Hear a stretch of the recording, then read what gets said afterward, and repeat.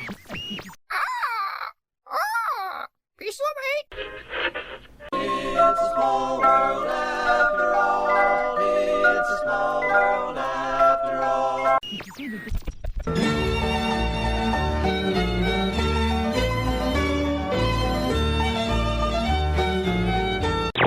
Freedom is a land without boundaries.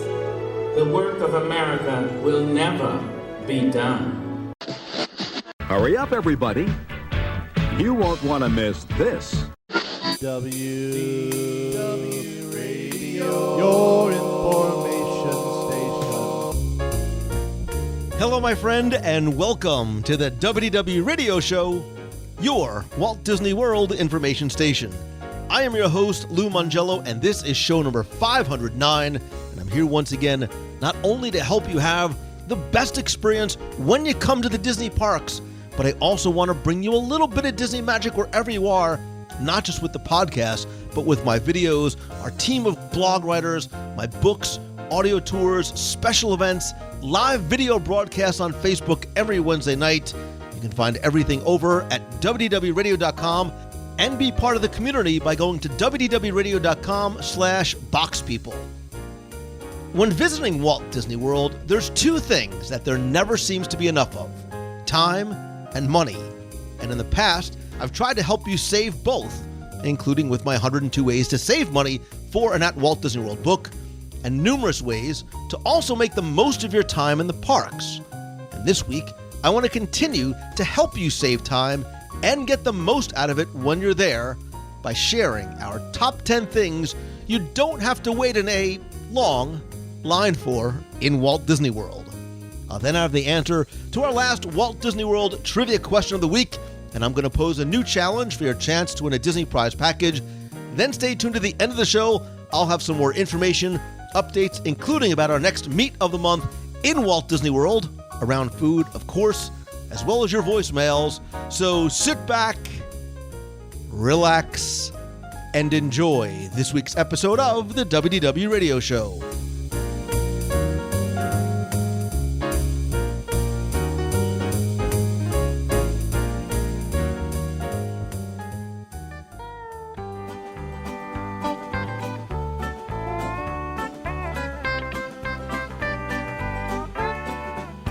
When visiting Walt Disney World, we're always seeking out ways not just to maximize our time for maximum enjoyment, but also to achieve optimal efficiency in how we spend it so that we have an enhanced, entertaining, and oh-so memorable experience. What does that mean in lay terms? We don't like waiting in line. Nobody does. In fact, I spoke on the 2018 Preview and Premonition show that I believe how, and meaning how we spend our time waiting, and how long we wait in lines is going to change in the Disney parks dramatically and soon. But for now, our time in the parks isn't just valuable but limited, so we want to get the most out of what we do and who we do it with and where we actually spend it. And now with FastPass Plus and crowd calendars and mobile apps and ordering and strategic planning and podcasts, we're all better at how we approach our time in the parks. But what if you didn't have to wait in line at all?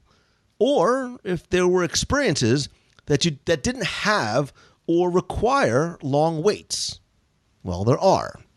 In fact, I think we can come up with a list, say 10 things in Walt Disney World you don't have to wait in line for. And joining me is a man who I would wait at a maximum of 2 to 3 minutes in line to meet and greet and hug. He is, of course, little Timmy Foster, owner, proprietor, editor, all-around nice guy over at celebrationspress.com. That's good. I was going to make you wait a couple minutes to say something.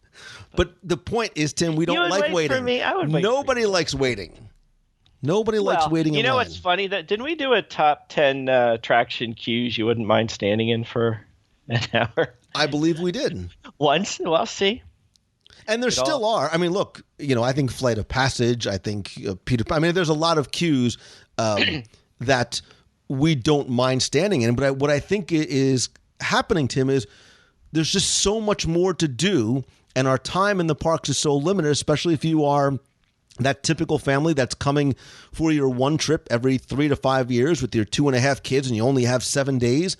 You can't do it all, especially when lines are long. So I think that we need to help point out some of those things that you don't necessarily have to wait in line for or have long lines. And as always, we don't talk about this ahead of time. So I'm sure you'll have a number of go with me here's probably right off the bat.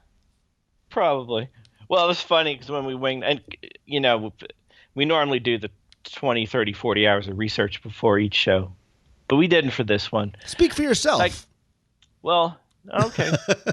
But I did go, as we always do, we'll wonder, how did you approach this and how did I approach this? And we'll find out how differently we approached this and how everything I came up with had really nothing to do with your well-spoken, but regrettably have nothing to do with my list prologue to this. Probably.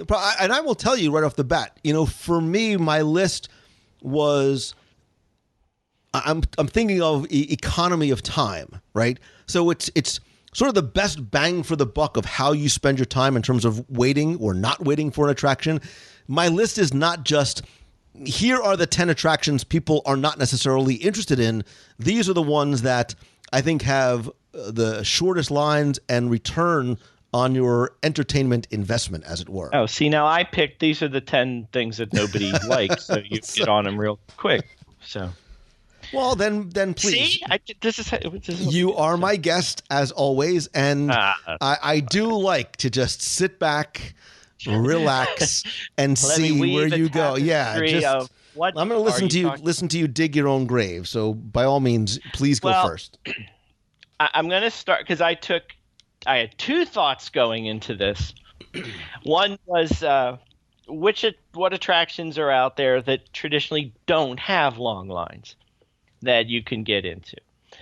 So I was listing a whole bunch of those, and there are a bunch, and I'm going to start with that because that was my first thought. But I was thinking back in my mind, there's got to be another angle to this.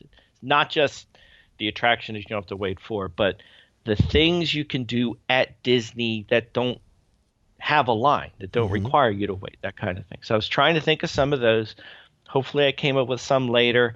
I'm sure that's how you approached your entire list, which is going to put me to shame. But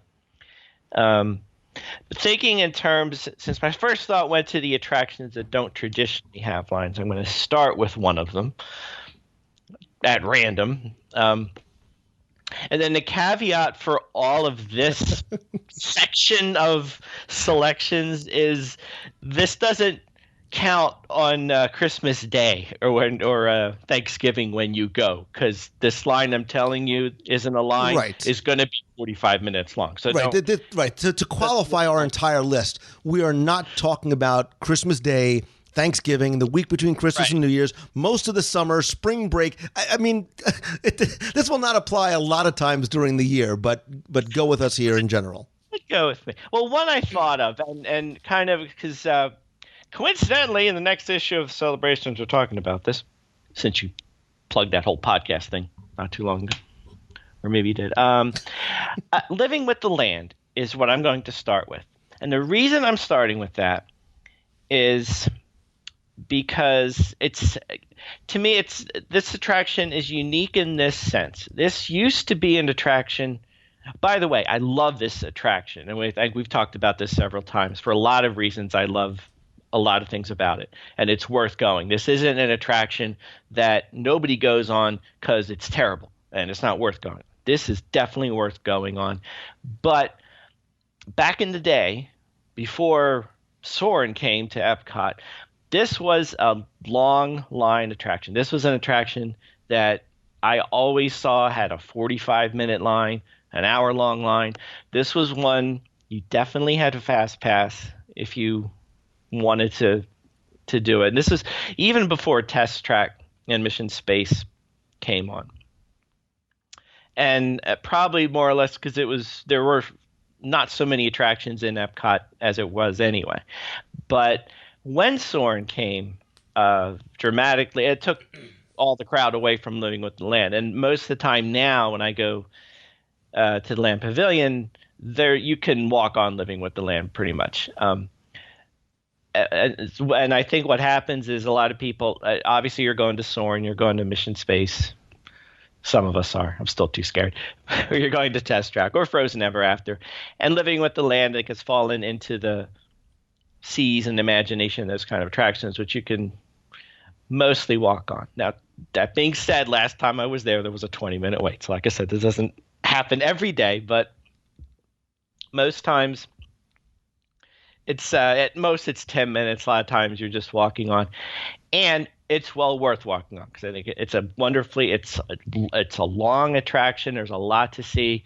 There's so many things we love about it that we've talked about. We might have done a show on it or something. I don't even remember. I know you've probably done a show on it in the past, but I wanted to point it out for that reason because this was the one attraction I knew had a super long line a long time ago and doesn't now, but that doesn't mean you still don't want to go on it. And I feel like people go into the Land Pavilion heading to Soarin', see Living with the Land over there, no wait. That's probably nothing. I'm not going to bother doing that. Bother with it. Go. Check it out. It's great. If you don't know about it, you're going to find what I was going to say regrettably. It's not quite the right word, but it's kind of a hidden treasure of Epcot to newbies that go there might not realize what it's all about because they're drawn to the headliner attractions and might skip that one over. Skip it over. So, Tim, just make believe you're a tiny little seed. A tiny little seed that's reaching up to meet your need. With the right amount of faith and the right amount of earth, you'll grow to see the sunshine on your day of birth. Let's listen to the land we all love. Nature's plan will shine above. I'm almost about to break into the song because not only was Living with the Land on my list, although I still call it Listen to the it. Yes. Wow. I have always loved Listen to the Land, and it'll always be Listen to the Land for me. If there's a line, you know Epcot's crowded, right? Because this is one, and I say that half jokingly because not only is it obviously probably not one that people are rope dropping first to make the mad dash for, but because the line typically moves pretty fast. And oftentimes there is not much of a line. I think maybe 20 minutes is probably the max that you'll see. And I think this is really an interesting attraction because I, as a kid and as an adult, I still love this. I think this is such an embodiment of early Epcot Center. It is edutainment at its best, although I do miss having the live cast member narration. But I always thought it was fascinating going through the working greenhouses and learning all about the different types of current and future agricultural systems and sort of how that is evolving. I thought it was a sort of a wonderful half almost-ish 14, 15-minute-ish boat ride. So it was not, going from thrill ride to thrill ride to thrill ride. This is always one that I really, really enjoyed. And I think still, I think it may potentially get updated in the next few years along with an overarching overhaul of Epcot. I hope it remains that quaint, quintessential throwback to Epcot Center that it remains. My only request is that they bring back that awesome Bob Moline song from 1982 so we can all listen to the land one more time. I like it. I thought you were reading something off of the wall. In the queue. But No. And I mean, again, I don't think this is one that is necessarily at the top of everybody's list, but that's why it is a perfect entry to be top 10 things that you don't have to wait in a line or / long line for, because there usually isn't one. Plus, too, if you want to get out of the heat, if you have tired kids, if you are, your kids want to take a nap, I'm not saying you should, but if you need, it's a great escape from sometimes the Florida heat and crowds. Well, the thing about it too that we could throw in there is if you're at Epcot, and again, if you're the family that's only there for 5 days and you're never coming back, and so you don't have the luxury of stopping and smelling the roses and all the stuff we talk about. The neat thing about living with the land too is that if you've predictively gotten your fast pass for Soarin', and that's why you're at Epcot. It's a good, when you're in the pavilion, go when you still have another 45 an hour to go. Go to Sunshine Seasons, have a little lunch, and there's an attraction you can go on while you're waiting. So that's kind of doubly cool there because it's next to the big popular one, but no one's there. So while you're waiting for your fast pass, you can go look for 9-pound lemons and Mickey-shaped pumpkins and have a good time. So. All right, so Tim Foster, I am going to, when I came up with this idea, and it's actually one that's been sort of submitted many, many times in the past by listeners, and I, of course, always welcome your suggestions. But there was something that came top of mind right off the bat. I put it down, and that was going to be the first thing. I'm sure it is on your list, so I will save it for our discussion because I think it's incredibly obvious. But I'm going to almost I'm going to do a little Fosterism here and ask you to go with me when I say this. And I say this for multiple reasons. One of my top 10 things you don't have to wait in a long line for, wait for it, kids, is the boathouse. Shocker that I went right to food with my my first entry. So you're laughing and you think I'm being funny, but I'm not. No. Obviously, it's my favorite restaurant in the Disney and like Planet Earth world. I love the food. I love that it's family friendly, but can still be upscale. I love the fact that it's waterfront dining and I could go through the menu. I would just tell you to go back to show 448. Do not listen hungry, and I will convince you why I love the Boathouse so very much. But the reason why it's on my list of places you don't have to wait in a long line for is not because it's such a huge restaurant location with so many seats, and it is, and there's lots of different areas, but you don't have to have a reservation or wait in a long line to still take advantage of the full menu. And dare I say, sometimes it's even better not to, because you can go outside to the dockside bar, or better yet, go to some of and they're relatively new within the last few months, down by where the boats are, the antique boats. There are a number of both high and low tables and chairs, like super comfy, like wickery with cushions and stuff on, where you can sit. You can probably seat 6, 8, 10 people there, and you have access to the full Boathouse menu. If I didn't want to break it, I would drop the mic, because it is something that we have to finish recording.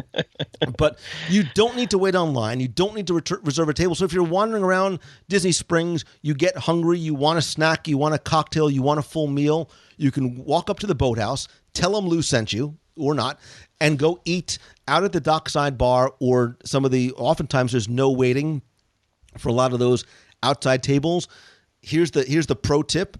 Go around dusk and sunset. You get beautiful views of the sun setting. You get the characters in Flight Balloon. You're on the water. You get that cool breeze, or Saratoga Springs across the way. So my Boathouse it's honestly, excuse me, it's a sincere recommendation, as well as being, somewhat joking, because I love that place so very much.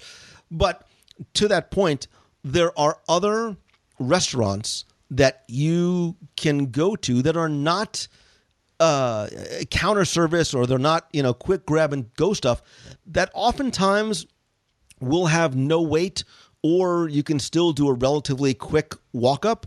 One of them is, I still call it Captain's Grill. It's now the Ale and Compass at Disney's Yacht Club Resort. Excuse me, although I think that might change with the new theme and the new menu.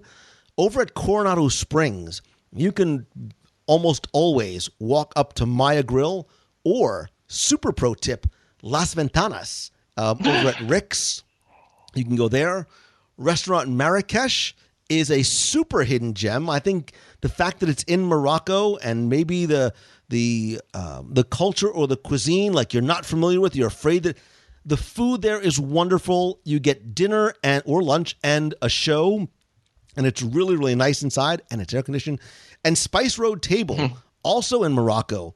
Most of the time you can walk up. They have a great tapas style menu. That's the way I like to play, man. Me and some friends grab a bunch of different appetizers, and then I grab my own bunch of different appetizers, and we still share in between beautiful views of the water. But Boathouse is an attraction, and you can almost always walk up with no wait. Boom. Can we just stop with 2? Because that was pretty good. Now I will. And I've never taken you to the Boathouse, have I? No, I was very quick. I was chomping at the bit to get in there. That while you have taken me to get a cupcake at Sprinkles, you still haven't taken me to to I promise you. And everybody knows that you promised. We will just hear this. They tell me people tell me they're going to defend me. We will. I will take you to, and I'm going to order for you. I'm going to show you how to do Boathouse right. It's fine.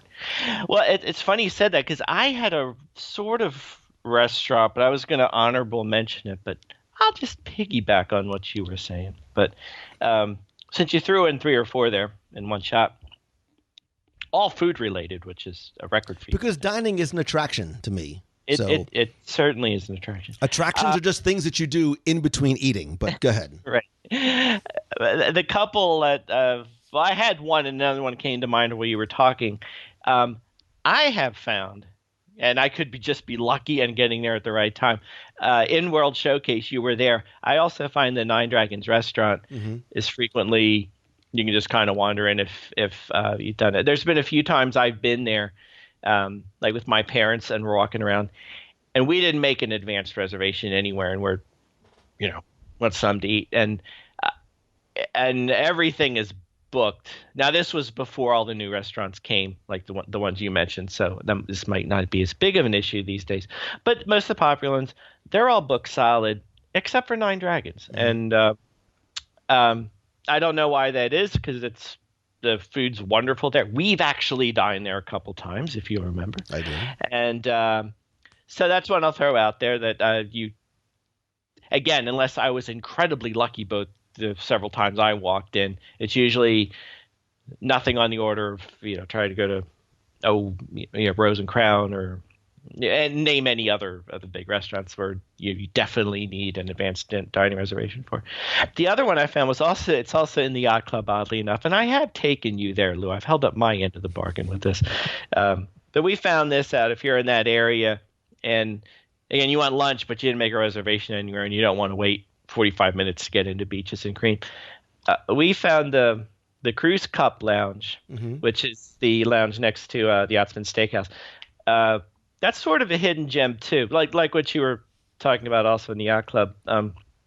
Likewise there, you can usually walk in, no one's really there. The it's a lot smaller menu, but it's fabulous. I had a burger there last time, which I may dare say we will have a fight about this, I'm sure, but it's vying up there with best burger on property. It was pretty darn good. Which is going to be a top 10 segment at some point. Yes.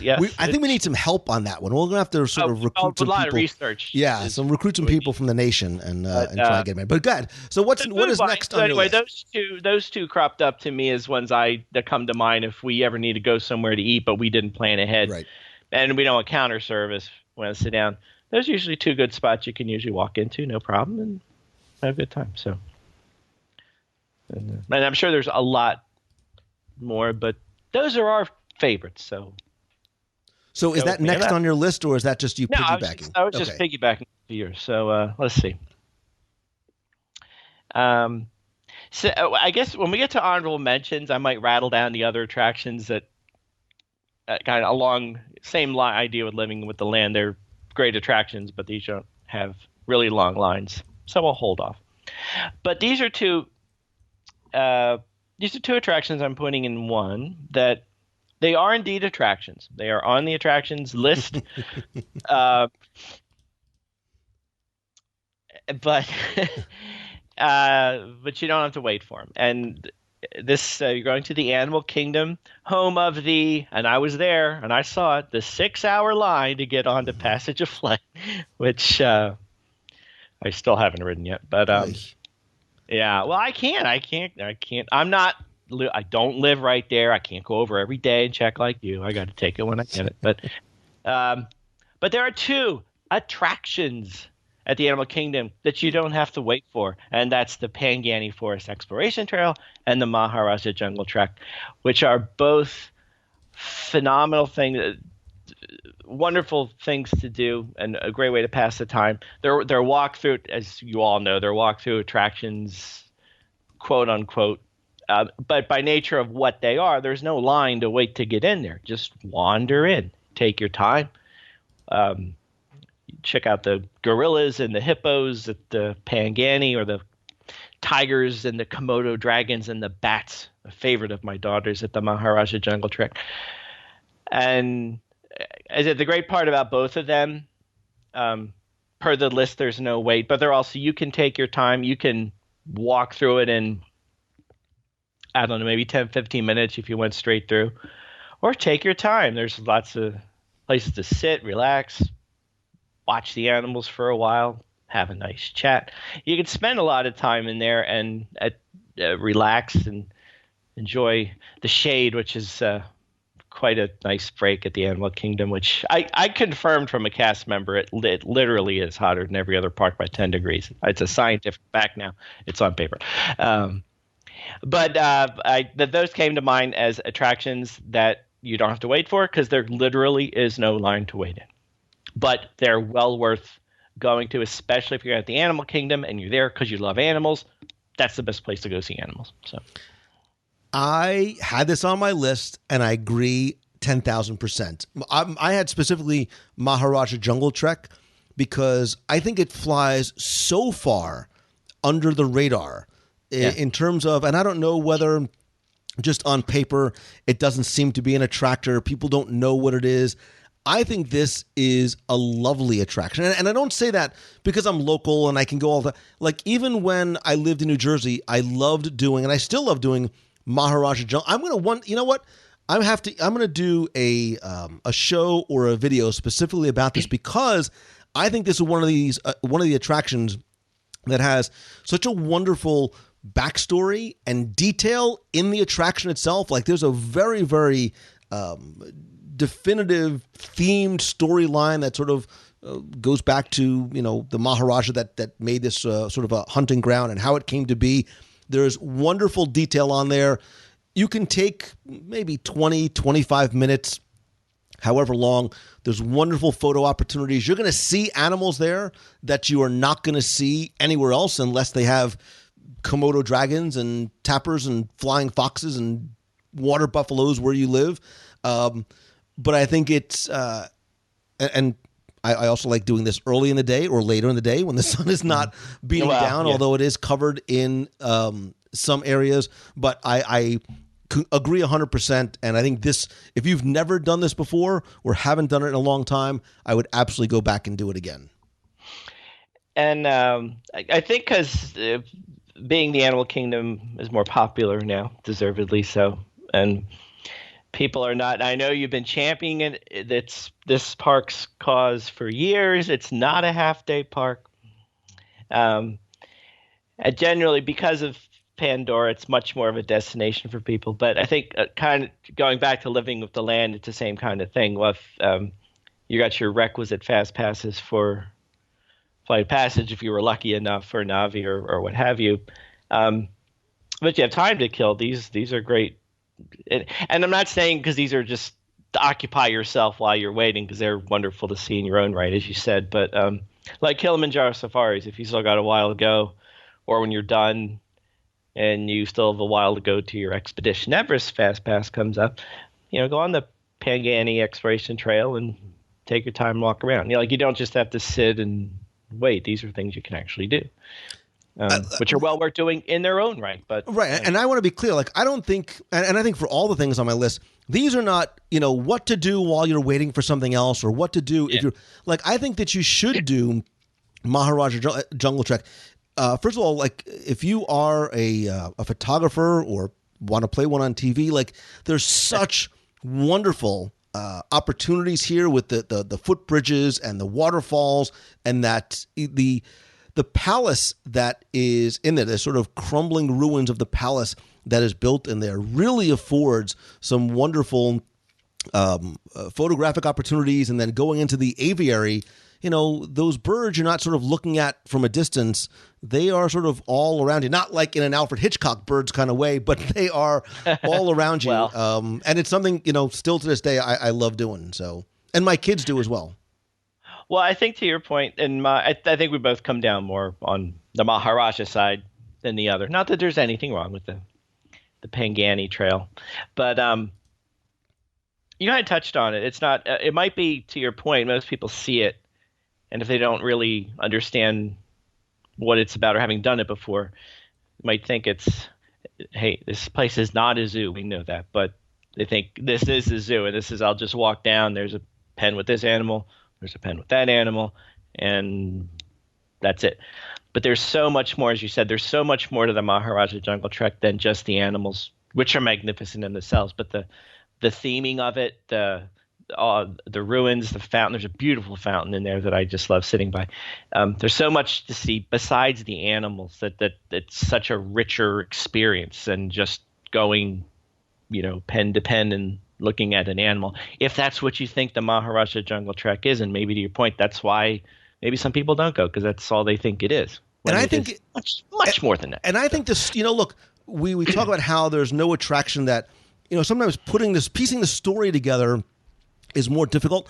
I think there is almost a game you can play to try and put that story together, because when you look at the painted walls and you look at some of the relief sculptures on like in the temple ruins, you can start to put together that story, and then all of a sudden there could be that, like, I get it. I understand what had happened and what the point of this all is, what these different rooms are, and obviously the cast members that are there will help you as well. So I think there's a little adventure you could sort of bring yourself on with the Jungle Trek as well. And I think just one final point, we talk about the cast members so much, and you brought them up. The cast members in both of these attractions are especially great. The ones that are standing by, what was the one we were at? Probably the Pangani when we were looking at the gorillas. There's a cast member there, and if you engage with them and talk to them, they know so much, and they can tell you so many fascinating things about what you're seeing, like what the animals are and what they do and how they're cared for.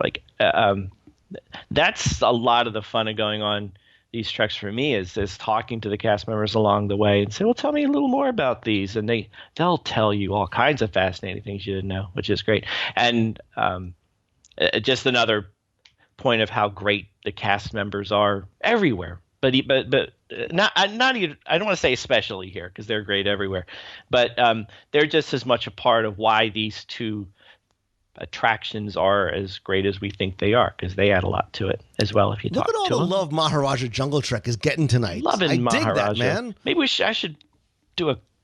Yeah, I love it. I want to go. Let's go. All right, we're gonna. I promise. When we're done, me and you selfie at Maharaja Jungle Trek. All right. Okay. So go to. Is it you or is it me? Was that your you turn? I think. My turn. Yeah. Yeah. I keep sort of looking back to the first thing that went on my list, and maybe I'm going to save it because it is so obvious, although it is my favorite attraction in Walt Disney World and normally has the shortest lines. You got me wondering now. Well, so you know what? I know what's on your list. It is arguably my favorite attraction in the parks. Certainly is up there amongst the top 2 or 3 in Magic Kingdom. I think it is quintessential Disney. It's wonderful. It's relaxing. I love the views. There's often no wait. Again, if there's a wait, man, the Magic Kingdom must be crowded because of the ride system.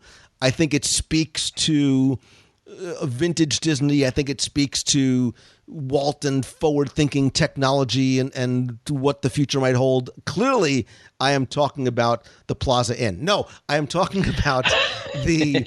Another place you haven't taken me. Right. I think I actually have. No. It shall always remain in my little heart of hearts. The Wedway People Mover. You might know it as the Tomorrowland Transit Authority / Tomorrowland Transit Authority People Mover.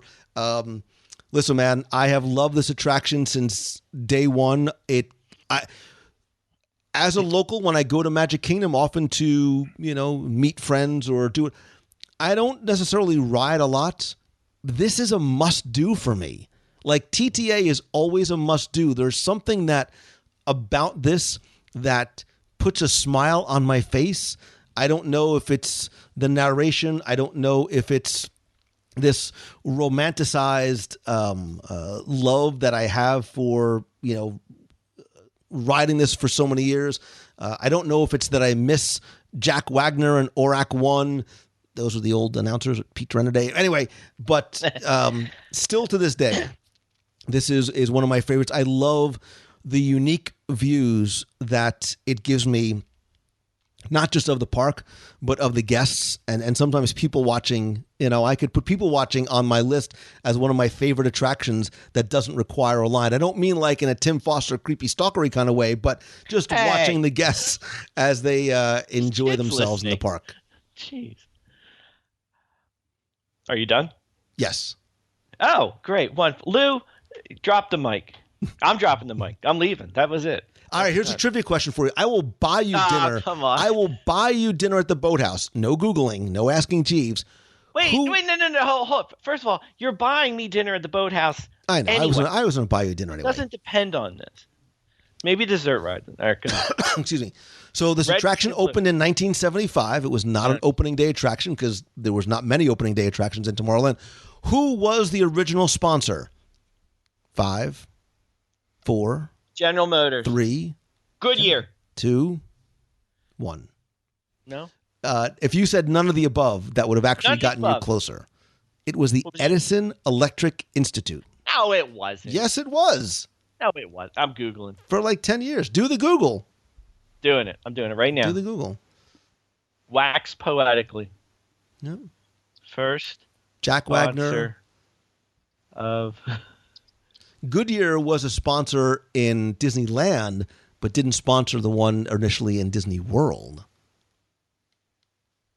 Are you really wasting time? No, you're supposed to be talking right now. So Jack Wagner was the original narrator. And then in 85, they wanted to make it a little more futuristic. So the Orac 1, the commuter computer, was the narrator. I think he probably a little bit less than 10 years. Right, because they did the new Tomorrowland refurb in mid-94. So that is when he went away and the narration changed to... It might have been Pete Renaday at that point. I'm not great with my dates. No, I think you're. I'm on the. Are you on the wiki? You're on Wikipedia, aren't you? You're going to verify no, my. I don't go there. There's lots. False. That's lies. You're going to verify my. But darn if you're not right. Look at you. Thank you. Well done, trivia book author. Thank you for. It's not thank you fair. for questioning. But go ahead. So right, my love of TTA knows no bounds. No, I 1,000 million times agree with you. And the same goes for me as far as many times as I've been there, not as many as you, but as many times as I've been there, this is a must-do every time we go. And it's not because we can walk on it. It's everything you said. It's the best 10, however long it lasts. It's the best 10 minutes or 12. Wait, I could look at. I'm on Wikipedia right now. It's the best 10 minutes and 3 seconds you could spend in Tomorrowland. But for every reason you said, there's the whole. The views are incredible, especially at Christmas. And I always forget to say it. If I'm with someone and I point this out, the views you get of the castle at Christmas on the TTA are unbelievable. And what's even better is you're probably not expecting to see it because you think you're tucked away back in Tomorrowland. So far, you're not going to see it. But there's one corner you turn around, it's right in front of you. It's spectacular. But there's so many views of anything. It's relaxing. It's this. When you said romanticized view of, I thought you were going to finish the sentence with vision of how the future could be, and the whole idea of progress and all of that, which is one of the things I really like about it. Like for just that brief second, you're living in the hoverburbs. You're taking that blue line into town to the galactic metro center. The Progress City model, like that's worth the price of admission alone. Right. Speak. Talk to me. That's true. Preach. So, preach, brother. That's what I was saying. Is there not something also comforting about the narration, which has changed obviously over the years? But welcome aboard, GTA travelers, whether you're humanoid, robot, or alien. Like, there's something that I just still love that. No, it is. But you kind of touched on it, though. I think for a lot of people who have written it so many times, I don't think we'll ever lose our love for it. But as with many other tracks that have changed, you love that one you experienced when you first wrote it. And you wrote it long before I did. My history of Disney kind of starts in the 90s for the most part. So those are the versions I know when the narration had the party from Saturn and Galaxy M31, and it was the fictitious tour of Tomorrowland as opposed to today's, which is more, here's what's really in Tomorrowland. But as people are quick to point out to me, that was more of like what the original was before the one I knew. But you're used to the one you grew up with. I'm used to the one I grew up with. Someone today, this will be the one they love and will grow up with. But no matter which one you're listening to, it's still a super relaxing glimpse into the future, retro past. It's just so cool. But go ahead. What? No, I was going to say in the qualifier, this doesn't happen every day. Oddly enough, there's been a couple times lately I've been there. Yeah, there's been a long line. Yeah. And I don't know why. For one, because it just was busy. The one thing I know you'll run into once in a great while, if it happens to break down, and it does once in a while, but then the line will back up for a while, and it's snaking out. But usually when you get over there and you see a long line, you have that quick, oh no, but then you realize, oh no, that's the Astro Orbiter line. My line is non-existent, and it's right here. But there was one night I was there, and the line snaked out so long. There was the poor cast member whose job was to hold the sign. This is the end of the line. So it does, once in a great while it does happen. But yeah, most of the time you can walk on. And we've even, I don't know if you could get away with this anymore, but we even used to do the go around once. Yep. Get to the end, do the little circle with your finger, and can we go around again? Yeah, sure, stay on. So that was how less traveled it was, as it were. And pro tip, ride it at the very end of the night. Like, park's closed, Moose out front should have told you, wait till the park is closing, ride it your last time, and you may just see Space Mountain with the lights on. At your own peril. I mean, when they tell you to leave the park, but you know what I mean. No. It's funny you say it, because I've witnessed this phenomenon. This is like one of these, it's like the green flash at sunset. It's one of those mystical things you hear about at Disney, but not everyone has seen it. Can you really see it? I don't believe you. Yes, you can actually see it.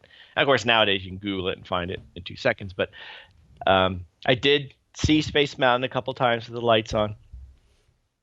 And I do say it's at your own peril, because to me, I thought it was cool.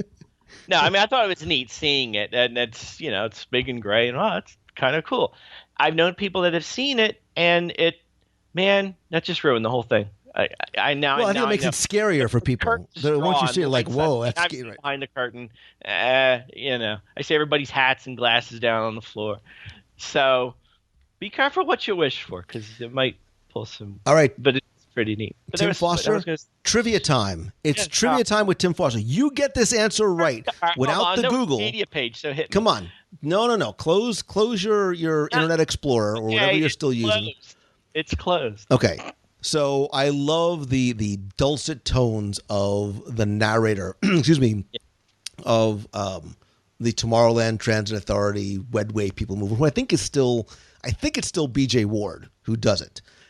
In addition to the narrator, to the male narrator,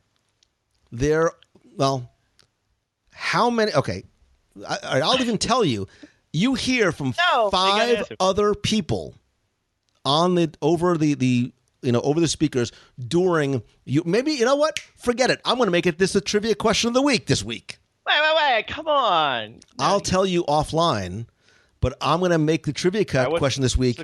Tell me who the 5 other voices are that you hear on the current Tomorrowland Transit Authority People Mover narration. Boom. You're not going to let me do this. I'll tell you offline. Because you wouldn't have gotten it anyway. You don't have to tell me, because I know. But nobody will know that I know, because you're not going to you're afraid of me. I think this is a fun question. So, and now everybody's going to go, wait, I remember this one. And what? Okay. So there you go. All right. So. Well, all right, here's my trivia question. What are the exact geographic coordinates of the Tomorrowland Transit Authority? Would you get off the Wikipedia? All right, that's fine. Wait, is it my turn? It is your turn. I love that one, by the way. Oh gosh. This is a top 10. This was not a top 3. Come on, you got to have more on your list. No, I have more. Do I pick another yet attraction? All right, let me do this one because this was kind of a not one of these. It's an attraction, but there's usually no line for it, so go for it. Fireworks. Mm-hmm. Plain and simple. It came to mind, mostly talking in terms of holiday after, or happily ever after, still want to call it wishes, or illuminations, my favorite. And I bring this up because we've talked about this many times before, I'm sure, but there are different strategies to how you approach the viewing of the fireworks, which have been added to now that you can get Fast Pass for access to viewing areas for these things. And the traditional, and I don't know how many people still do this. I guess they do because I see them lining up. But the way you were told, what you were supposed to do was pick out your spot because there were good spots and there's not so good spots. You want a good spot. And I'll stick to illuminations for this conversation. Like, for instance, the bridge between France and the UK. That's a primo spot. Illuminations is 9 o'clock. You better get there at 8. And you better sit down, bring a bottle of water, make sure you got somebody, go get you a funnel cake if you need one. Stake out your spot. And the same with wishes. And by the same token, the same with parades and whatnot, too. But the alternate strategy, which I've taken to lately, is don't bother doing that at all. Like, particularly for illuminations, wander out, enjoy everything. Get a slushie from China, go watch the France movie, enjoy Epcot. And when illumination starts at 9 o'clock, just kind of plop yourself down wherever you are and enjoy yourself. And I've talked many times, my favorite spot, I think yours too, or one of your favorites, is in the Japan Pavilion, which I like because you can be way back in the pavilion where nobody is and have a wonderful view of the fireworks.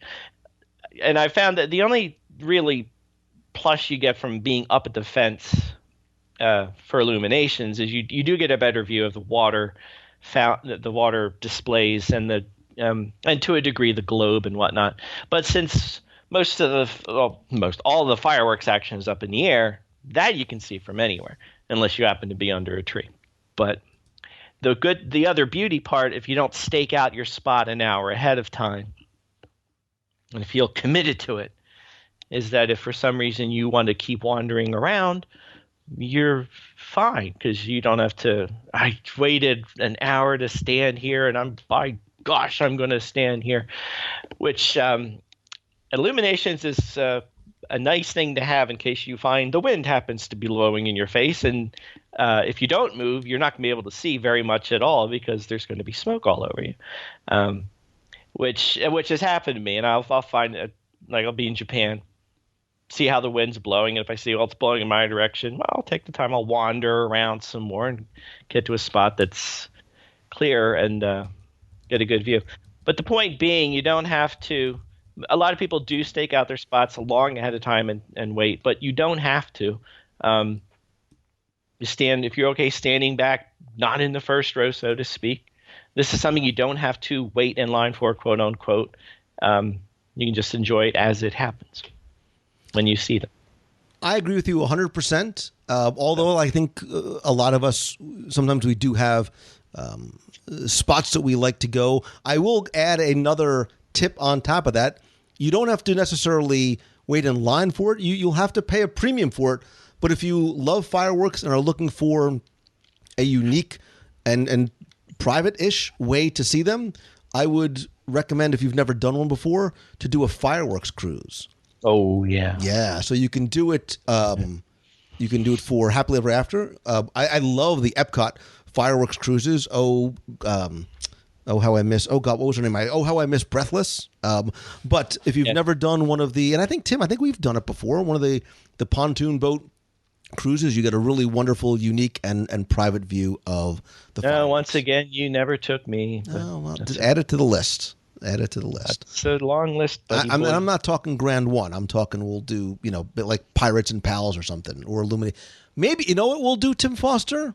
Maybe next time you come down, we'll book an Illuminations cruise, and because the pontoon boats fit 10 people, maybe we'll randomly select or have a contest or have nation members join us on a little cruise together.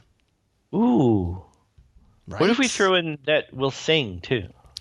You get a copy of Celebrations magazine, one of the two. Because all right, I'll give you the magazine. All right. No, because I one time I did Illuminations cruise. The boat driver sang Hakuna Matata. It was great.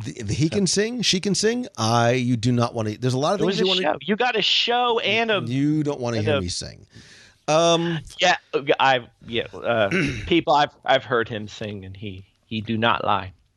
So, it's your turn. All right, and I'm looking at my list. This is great because this is going to be there's a side list going of places Lou hasn't taken me. So I'm which is basically everything we talk about.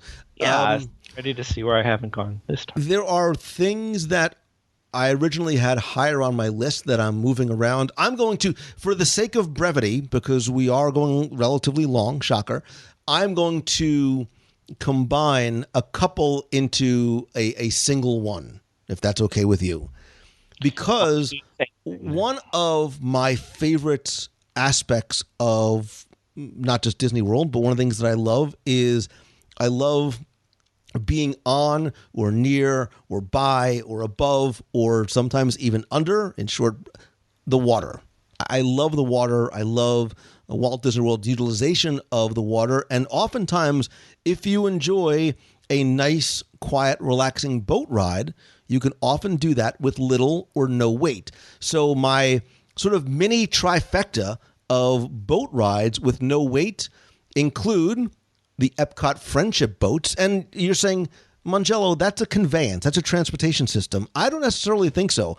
I prefer to walk the promenade, but every now and then, just to be on the water, again, especially at dusk, if you want to take some great photographs, the Friendship boats are beyond just a conveyance back and forth from the 4 docks that are the World Showcase Lagoon. With that, I would also include the Magic Kingdom ferry boat.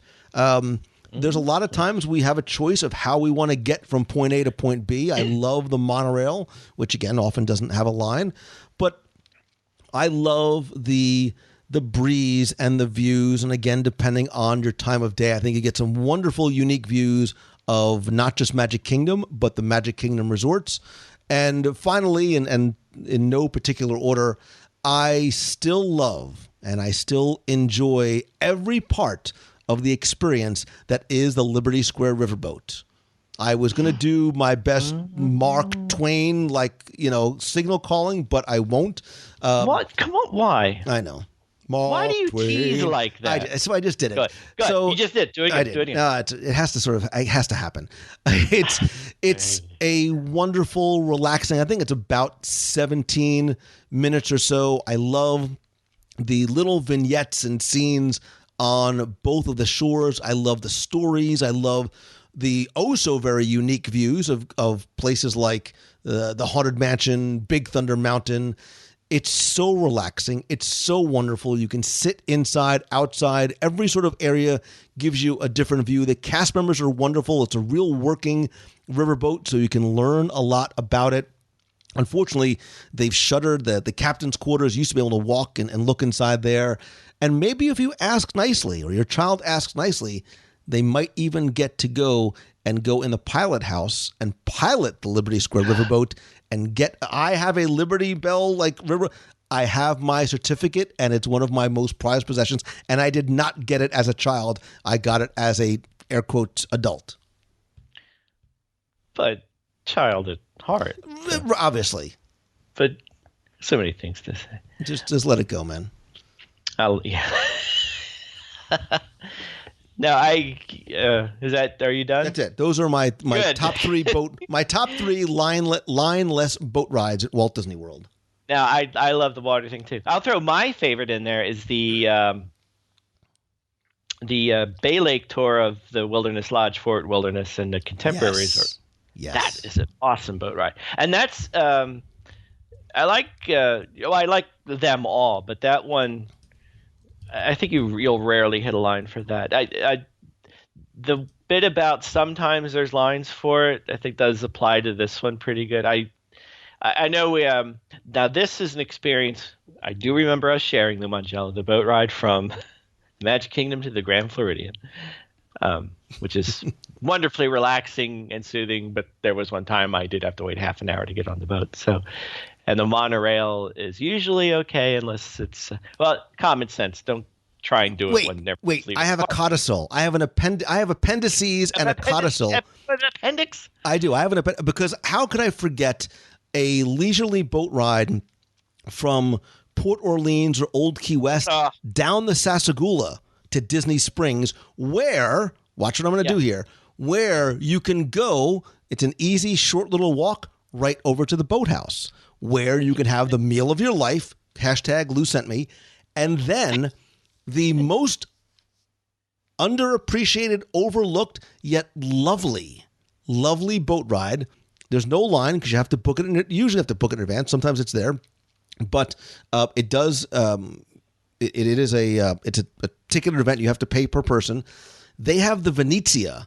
It's this 40-foot Italian wooden water taxi. It's so lovely and you want the top. I'm going to give away a future show. Like one of the top romantic things that you can do, a cruise on this so romantic Italian water taxi. They do chocolate covered strawberries and they do champagne. They do wine tasting cruises every Saturday. So,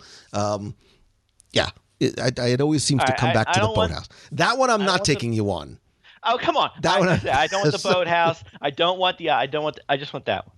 That's the one I want. But I don't want the Illuminations cruise. I want that one. But you know what? Maybe I'll make that happen. Because you know what, too? You don't have to book it in advance. You can just do walk-up reservations. All right. At the boutique. So, there you go.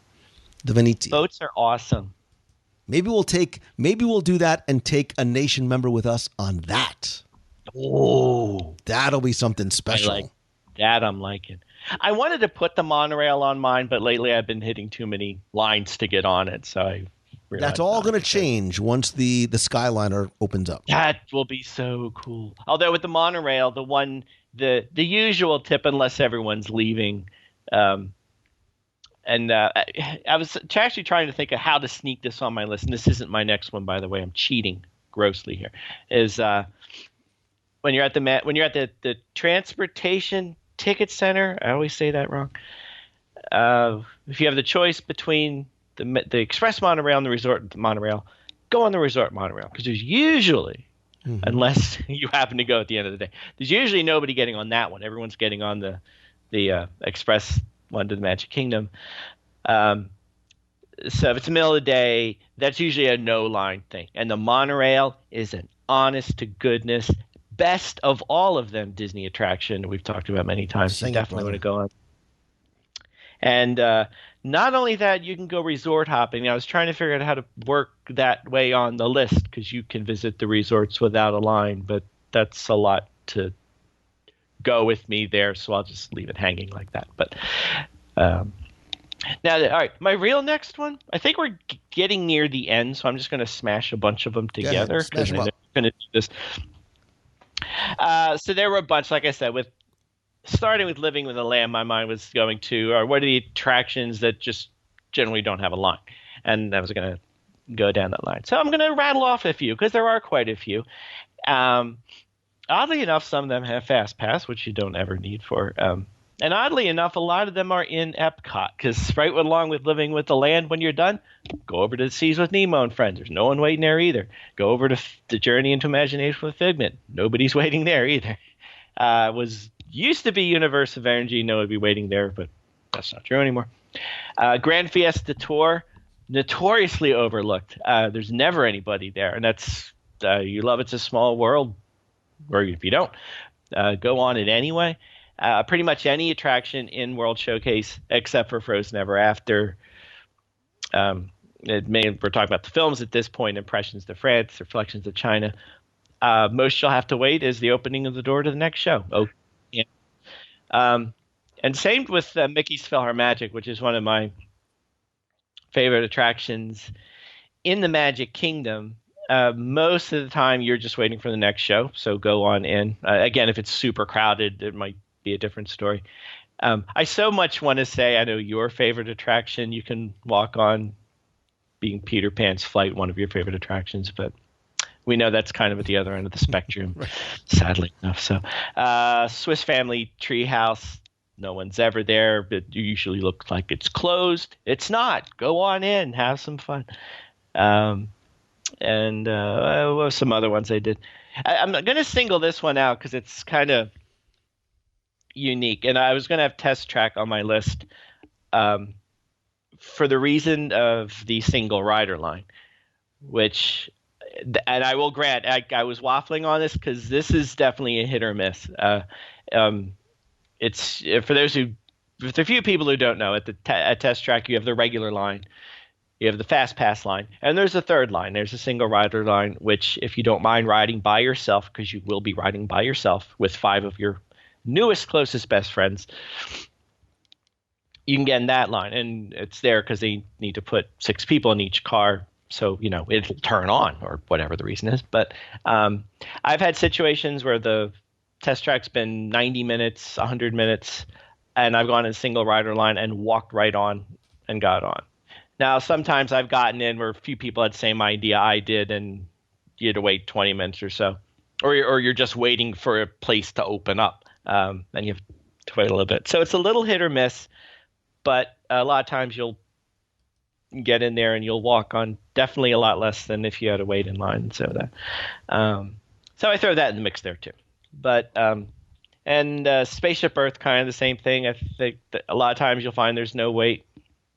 If you do find a wait, I usually walk around for 10 minutes, come back, and the wait's magically gone. So just go on anyway. So, and those were the big ones I had on the attractions that usually just don't have a line anyway. So yeah, that's a pretty interesting list because I think you mentioned every attraction in Walt Disney World.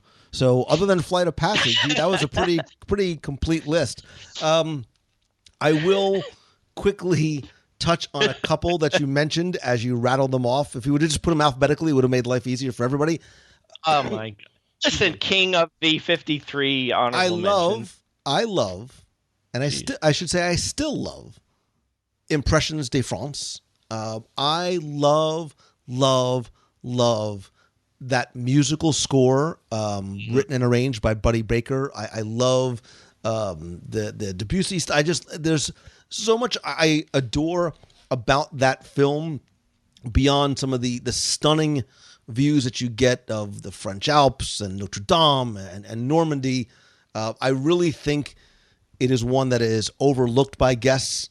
It should not be the place that you go when it's hot, when it's raining, or you need a nap. I think it's beautiful. I think it's just a even the film showing its age sort of in terms of visual quality.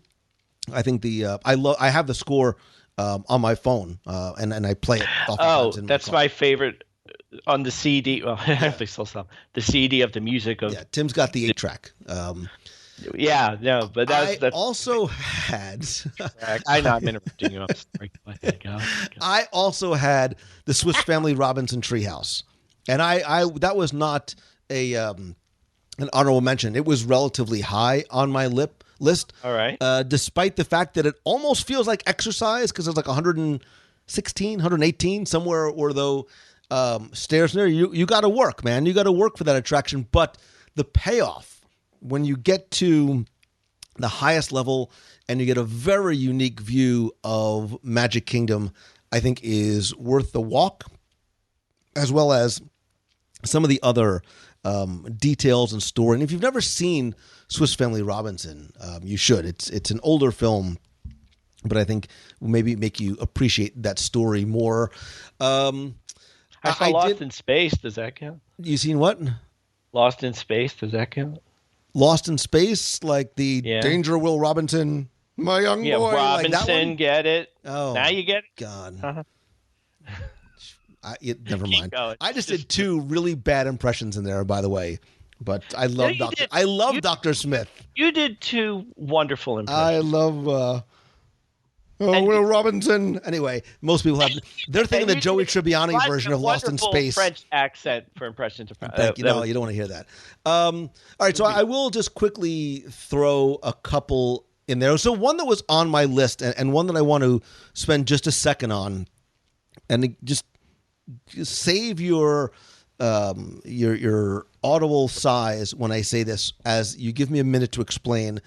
Another thing in Walt Disney World that you don't have to wait in /long line for would be a Dole Whip, Satuli Canteen, Pinocchio Village House. And the reason why I say this is for 2 words, my friend.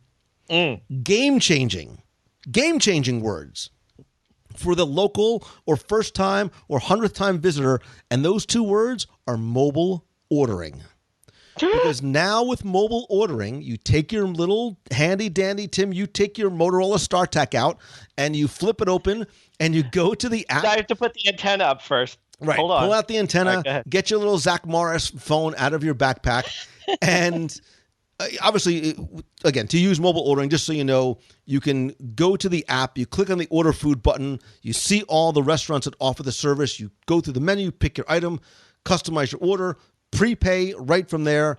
Then when you get to the restaurant, you just tip the "I'm here, prepare my order, kitchen's notified, it's made fresh." Bang, you go to your mobile order pickup area in the restaurant. It's game-changing. It is absolutely game-changing. And I know I have friends that have Apple Watches. As they walk by, they will get notification, hey, did you know that Cosmic Rays Starlight Cafe offers mobile ordering? It is a line changer, game changer, time saver. There's now about, I think, 17 or so restaurants in all 4 parks. And Deluxe Burger, I believe, in Disney Springs also offers that as well. The lines, for dining, which oftentimes can potentially take a lot of time away from other things you can do, are obviated. They're gone because of that app. So, and I think those 15 or 17, whatever the number is, restaurants is going to continue to expand. So I say, not half jokingly, serious as my love of Boathouse, mobile ordering is absolutely one of the things that you can and maybe should try if you've never done it before, in terms of saving time and having a better experience at the parks. What do you think of that? Beautiful. I thought the 2 words were game-changing. Literally, those were the 2 words. The 2 words are mobile ordering. It's the 2 words are mobile ordering. All right. Satuli Canteen. Oh, I love me some Satuli Canteen. Flame Tree Barbecue, which I'm going to pretend is actually 2, mesh Flame Tree together. Backlot Express, ABC Commissary. All right, so a couple of the other ones that... Listen, you mentioned 30 attractions. I have one I forgot about, but I won't. I hope it's this one so we can talk about it, because I have this one very high on my list. Tom Sawyer Island. No. Well, then I'm going to explain to you why. Because the only waiting you're probably going to do is the couple of minutes for those so adorable and quaint rafts to go back and forth from the island. I love Tom Sawyer Island. Aunt Polly, may you rest in peace. Oh, how I miss your old, so wonderful little place by the water to get food. You can still sit there. I like to work there sometimes. But that dining location with the porches was so nice. But Tom Sawyer Island is still that simple pleasure. It's quiet and it's calm and it's shady, and you can the freedom of being able to explore that island whichever way you want to, whether your kids are running and playing hide and seek, or they're running over to the fort again, which offers some great views and some neat little experiences in there. I love the ability to create your own sort of adventure there on Tom Sawyer Island. It's usually not very crowded. You can go into the fort and there's places to sit. If you have kids that want to go run around, they can. But I love all the little secret passageways and benches and little shady spots and wonderful views. Tom Sawyer Island, super high on my list of things you don't have to wait in a line for at Walt Disney World. Fantastic. I'm still scared of the. No, I'll take you there too. The cave. All right, honorable mentions, and I will knock through these quickly. Wait, can I do my one honorable mention first before you do your 20? The entirety of World Showcase. All right, go ahead. Except during any of the festivals when the lines could be a little. Well, what I'm referring to, we talked about the attractions in World Showcase, but as we talked about so many times, there's so much to see in World Showcase that aren't attractions. The gardens in Japan, the courtyard in Italy, the alleyways in Morocco. All these places, they're wonderful to explore. The waterfalls in Canada. Yes, please talk to me. The Lotus Pond or Lily Pond in China. There's just so many places to see, relax, and take a break. And there's like the Maharaja Jungle Trek we mentioned before. These aren't attractions. Well, they aren't attractions. There's no lines to get there. Go enjoy them. And that pretty much applies to every pavilion in World Showcase.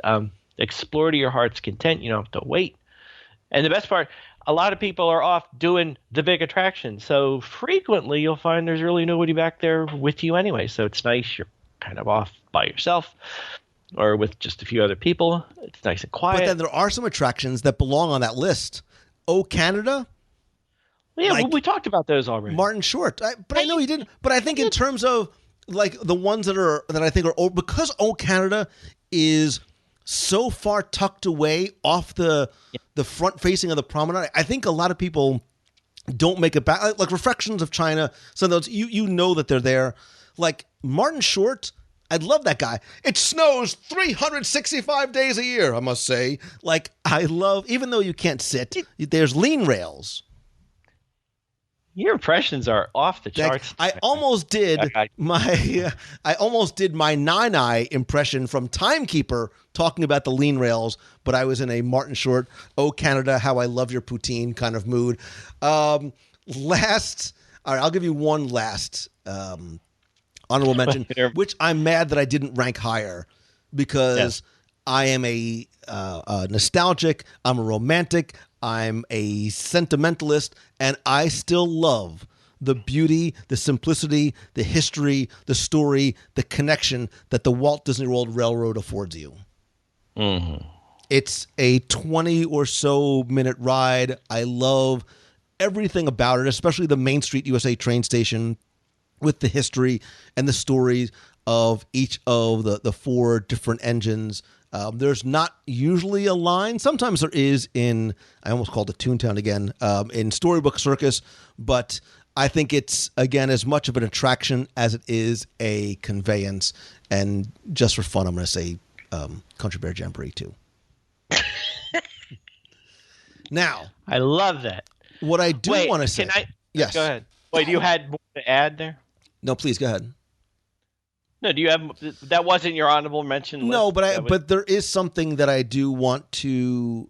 I want to sort of tie this up in a bow. All right, before you tie it neatly up in a bow, can I rescind one off my list? I think this is a top the first. a first in top 10 history. Go ahead. I'm taking it. Reminded me because of your Martin Short impression, which I would be honest with you, sent shivers up my up now. I must say. I want to take. I mentioned Spaceship Earth earlier. Yes. I'm going to take that off of the list. Wow. Because the couple times I went on it, people who remembered the last show, which actually was a while ago, I realized, but you, Lou Mangello, have ruined.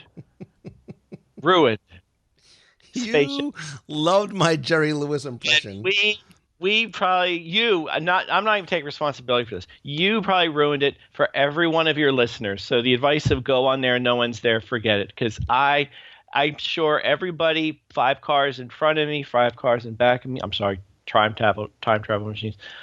We're wondering why this guy's laughing his head off in the computer room when all he can think of is, "Hey, Whitey!" I've gotten voicemails. I've seen people in the park. I just spoke at a conference last week, and a guy came up to me, and he's like, "Lou Mangello." I'm like, "Yes." He goes, "Hey, lady." So and I've told everybody I know, and I'm ruining Spaceship Earth for everybody, and I can't. Like it used to be, I would go in there. I'm fascinated with the lady on the right side because I'm in love with her. But now I'm just looking at the guy, and it's just you just reverberating. Can't keep a straight face. Yeah, I know. Yeah, it's gone. It's the magic is, or maybe I could look at it another way. You added an extra layer of magic. You've added a layer to the onion that is Spaceship Earth. Well, Tim, look, we are, part of the impetus and motivation and inspiration for this list was about time, right? And while I do believe that now is the time, now is the best time, I am still a firm believer that there is a great, big, beautiful tomorrow shining at the end of every day, and tomorrow is just a dream away. And I say that because as efficient as things are now, I believe that continuing change is coming to our experiences as guests so that this conversation will have a different feel and meaning in a few years. And what I mean by that is Disney is not only trying to enhance but make our experiences in the parks more efficient and more pleasurable. And I don't know if you remember, a few years ago, they tested something for just a couple of weeks over at Rock and Roller Coaster. This is maybe 4 or 5 years ago. When you came to the courtyard area, they gave you tickets with instructions for as a standby guest, with instructions to get in line when your number, I think it was like your color and your number were called or posted. And instead of making people queue up in between stanchions, there was a DJ there, and they were playing games, and there was benches and seating areas. And the idea, and obviously we've seen this executed over at Dumbo, was to make waiting experiential. It was not about, I got to wait in this long line. It's you're doing something else while you are waiting. That's what Dumbo has done in the circus tent. You don't need to queue there anymore. You have this interactive tent and the sort of restaurant-style pagers. I think what we've obviously seen happen is, it was called Next Gen, and then it was Magic Plus. My Disney experience has done so much to not only reduce a lot of, it has increased guest satisfaction and guest satisfiers so very much, but I think so far. And what I mean by that is, and part of the reason why I wanted to sort of talk about this is I think about where we are now versus the future, because I think there's a lot more to come. I think the rock and roller, the Dumbo test, some of the things that we are starting to see experimented with elsewhere means that there's a lot more to come. And this is something this plane has been in flight for a long time. Like, this goes back to, when Bob Iger and Steve Jobs were first meeting about, not just Pixar, but, future technologies. And what we are seeing now with the Magic Band is, I think, still very much first generation. And what I mean by that is, like Dumbo, our queuing experience is going to be more queue-less. I think Magic Bands are going to transition to additional technologies. We're already seeing how vital your cell phone is to your experience, not just with mobile ordering, but with a lot of other things you can do with it. We talked on the 2018 preview and prediction show that I believe that there is going to be more enhanced applications so that the time that you do spend waiting is going to be story driven. It's going to be interactive as opposed to passive. But now when you set your fast pass time ahead of time and you make your fast passes on your app, you're not necessarily going to have to go to that attraction anymore and wait the way that you did. I think that this idea of the standby area, again separate from fast, is you're going to use your phone, your Magic Band, your watch to sort of swipe in that you are there, and then you're going to sort of have that time to do what you want until you check in. If you don't have a phone, I'll give you a pager, whatever. But I think in the future, in time, there may not be the same type and length and number of queues other than the ones that we have, like at Dumbo, like the one that you wait in after you check in. You are not going to be queuing in that single line for minutes or hours on end. Like, imagine taking out the entire standby line area over at Peter Pan, right? So we talked about an attraction, super popular all the time, long queue. Imagine that queue is gone, and instead there's an area that has interactive activities, places to sit, and then when it's your time and you get notified on your mobile device or your phone, you don't even have to be standing there, right? You can go get something to eat. You can go to the restroom. You can go do something else. You know when to come back and then queue up just to get on the attraction.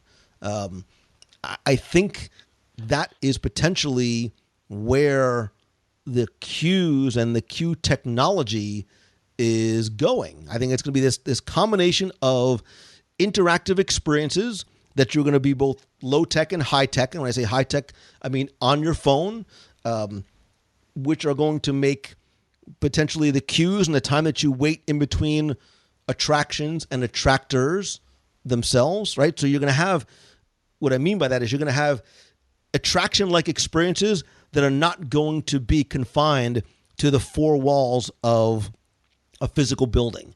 They will exist where you are on your devices. This is something that I think has been in the pipeline for a long time. I remember Tom Staggs talked somewhat cryptically about seamless and personalized experiences to get more out of the visit.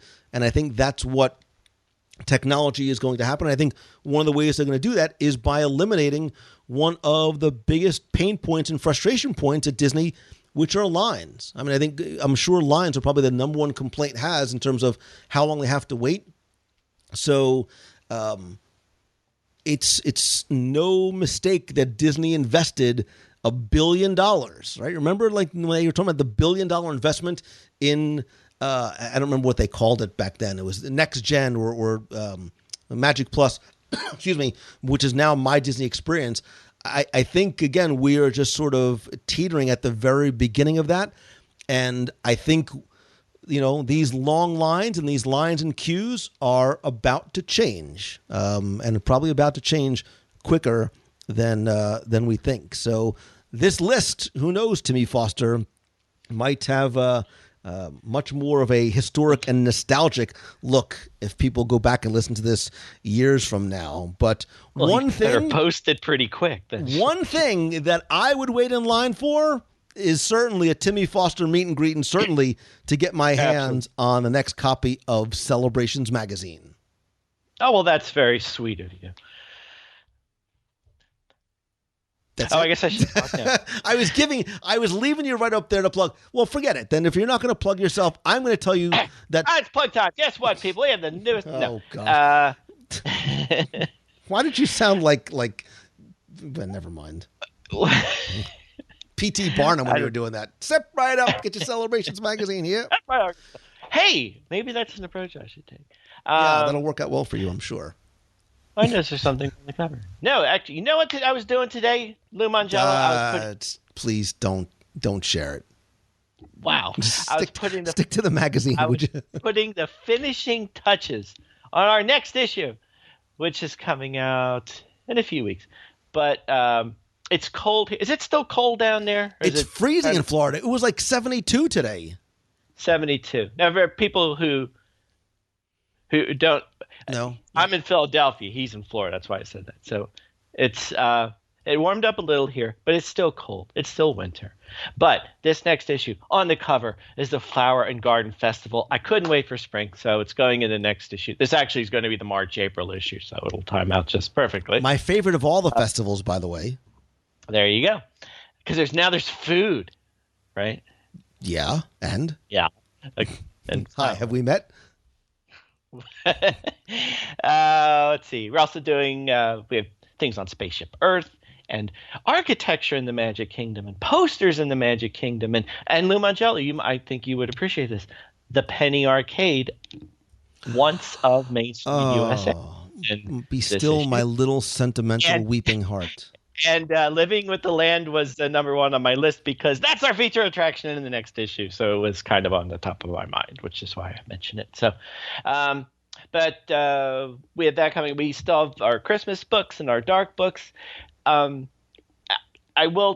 say this out there. I don't know what I'm going to do about this, Lou, but I realized as I was putting this issue together, I'm getting Paris very close. I didn't know what the word was. To 10 years. Of Celebrations magazine. I still remember meeting you in the lobby of the Sheraton, talking about. I remember coming up with the name together. Yeah. And then eating. Yes. I still remember when you had your first iPhone and were walking around like a little child. Yeah, that's a whole story. But no, this is issue 58 I'm working on. Issue 60 will be our 10-year issue. Well, Holy 60. moly. And as I was mulling this over, I'll certainly probably be down there in the spring at some point, but I'm definitely coming in October because I booked my trip already. And I realized that's actually going to be when our 10-year anniversary is. So maybe do something cool. We have to do something together. Down there. So details to come, folks, because I just literally thought of that. So, but yes, that's very exciting. It's kind of making me feel old. But hey, it's been a lot of fun. So that's coming up. I've got some new book ideas coming up yet, which I'm not sure what they are, but they're coming soon.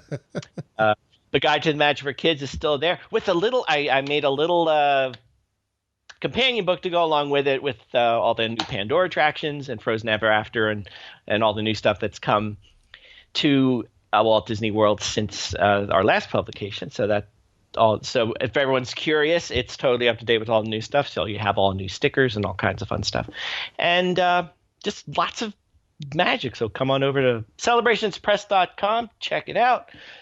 And maybe you'll find something you like, maybe. So, well, I want to know, excuse me, from the listeners, I want to know what's the number one thing on your list? What's your favorite thing in Walt Disney World that you don't want to or have to or need to stand in line for?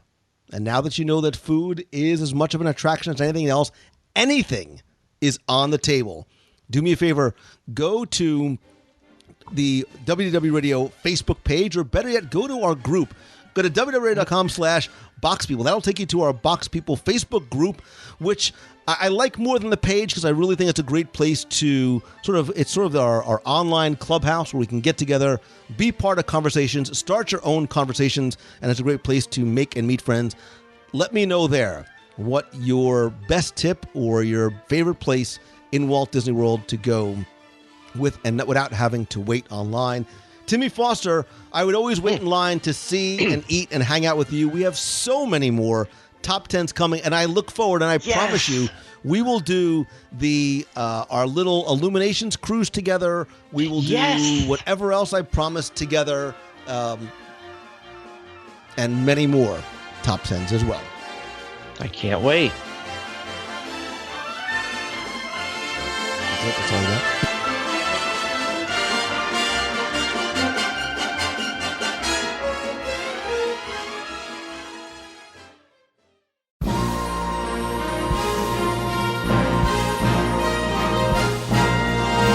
It's time for our Walt Disney World Trivia Question of the Week, where I invite you to test your knowledge of Walt Disney World's history or see how well you pay attention to the details, sometimes in what you see, sometimes in what you hear, maybe even in what you eat or ate. If you think you know the answer, you can enter via our online form for a chance to win a Disney prize package. Before we get to this week's question, we're going to go back, review last week's, and select our winner. So last week I brought you to Tomorrowland, but retro Tomorrowland, because I talked about Extraterrestrial Alien Encounter, a very unique attraction at the time when it debuted. And as much as I loved Tim Curry as the voice of Sir, your simulated intelligence robotics, he was not the first to voice that character. And that was your trivia question last week, was to tell me, after the attraction closed for its initial refurbishment, not long after it opened in Walt Disney World, who did Tim Curry replace as the voice of Sir? Thanks to all of you who entered, got this one correct, and knew that it was the late Saturday Night Live star, Phil Hartman. You might know him from Saturday Night Live. You might know him as the voice of Troy McClure from The Simpsons. And when the attraction first opened in December 1994, Phil Hartman was the voice not of Sir, but he was called Tom 2000, the Technobotic Oratorical Mechanism Series 2000. And when the attraction closed just weeks later in mid-January 1995, Phil Hartman was replaced by Tim Curry. The character was renamed Sir, Simulated Intelligence Robotics, in that second pre-show area. Now, Phil, was a little bit different than Sir, Tim, as he was a little bit more awkward and bumbling as opposed to just being a little bit more indifferent about the malfunctioning equipment. Hello, come on in. Gosh, I've never seen so many humanoids in one place. Hey, didn't we meet on the 12th moon of Farth Megalax 7? Or was it the 7th moon of Megafarth 12? You know what they say. The memory chips are the first to go. To begin demonstration, activate green button. Okay.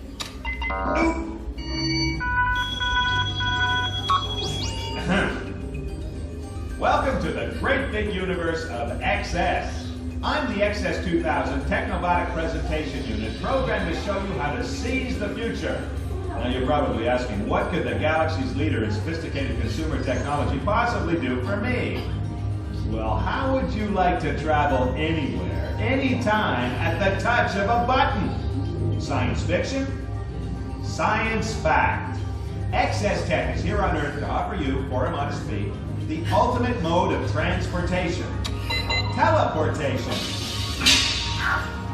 This is the fully operational XS Series 1000, the first in a complete line of personal and commercial teleportation systems capable of sending solid matter and biological life from one place to another, instantly.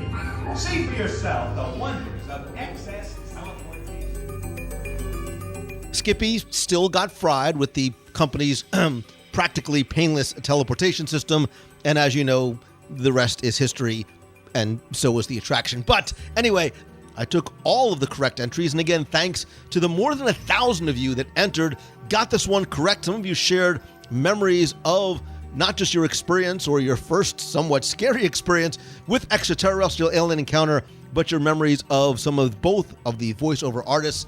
And so last week's winner, who's playing for the 102 Ways book, all 7 of the audio tours, the Magic Band cover, the stickers, the pop socket, and a mystery prize is Veronica Schumann. So Veronica, you used the online form. I have your shipping address. I will get your prize package out to you right away.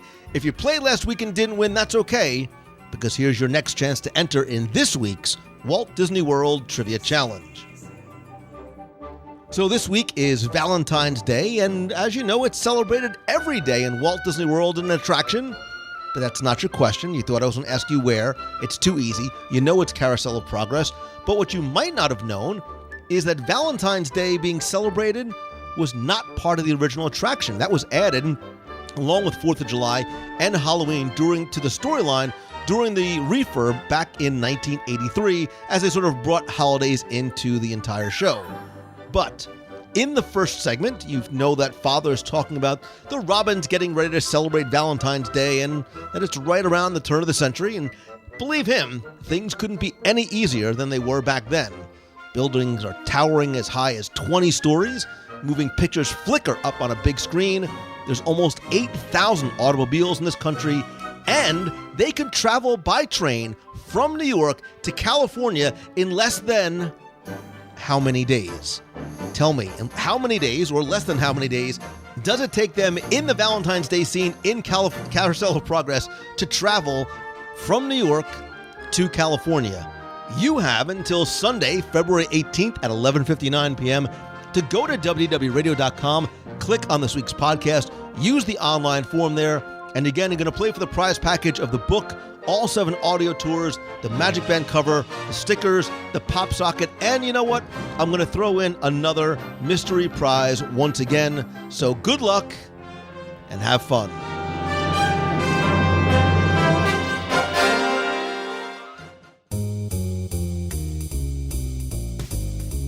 That's going to do it for this week's show. Thank you so much for taking the time to tune in this and every week. I know and understand and appreciate how valuable your time is, and the fact that you spend and share some of it with me means so very much.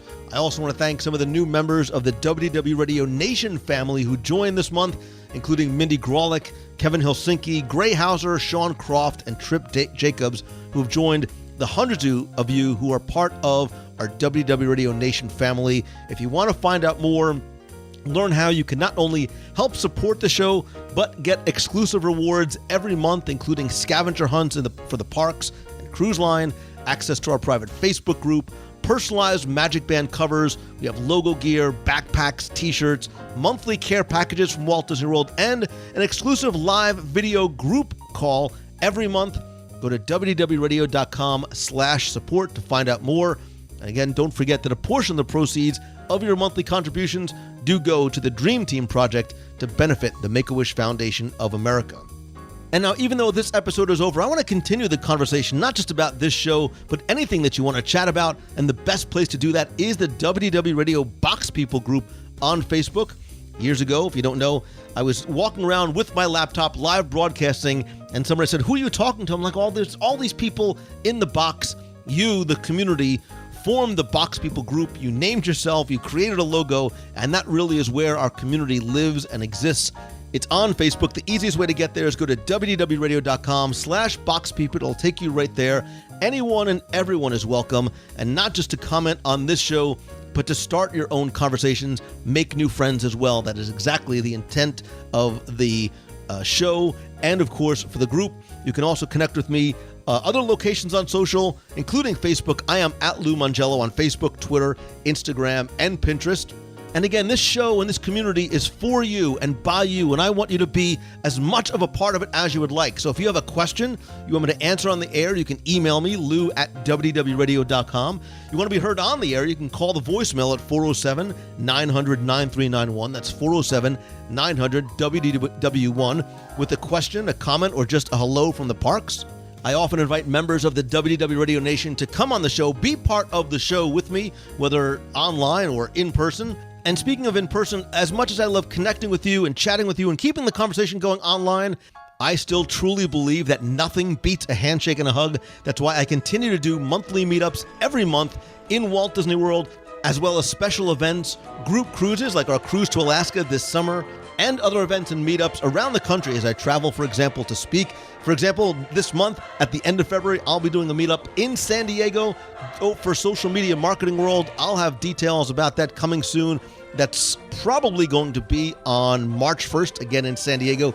But our next meet of the month in Walt Disney World is going to be Saturday, February 24th. That is over Princess Marathon weekend, and there is no better way to celebrate your day, your tiara, sweaty hugs, personal accomplishments, or the fact that you choose not to run with a meal fit for a princess. So obviously it has to involve food, and that is why we're going to meet at the Daily Poutine in Disney Springs, Saturday, February 24th. I get excited. I can't even talk. Saturday, February 24th from 2 o'clock to 3:30 p.m. So if you're running the 10K that morning, you have plenty of time to go back, shower, get there, and carb load for the half marathon the next day. Again, you don't need to be part of the running team. You don't have to even care that the Princess Marathon weekend is going on. You can come alone, bring a friend, bring the entire family. It is open to and free for everybody. If you go to our Facebook page at facebook.com/WDW Radio, click on the events tab.